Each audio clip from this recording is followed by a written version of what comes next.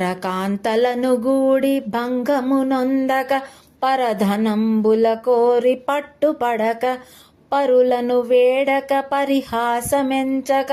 పరుల నిందింపక భయములేక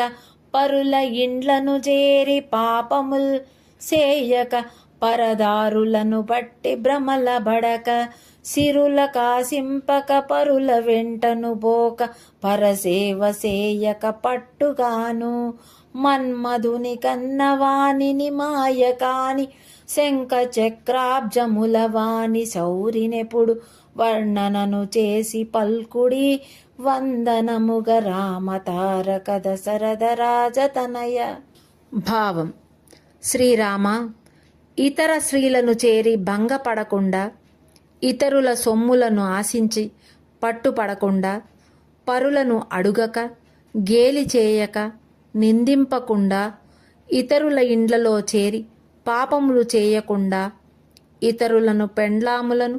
పట్టుకొని భ్రమలు పడక, డబ్బు నాశింపక, ఇతరుల వెంట పోకుండా, ఇతరుల సేవ చేసే ఇలాంటి వాటిని అవలంబించిన మన్మధుని కన్న తండ్రి అయిన శంఖచక్ర పద్మములు గల శౌరిని శ్రీరాముని వర్ణనము చేసినచో ఆనందము కలుగును.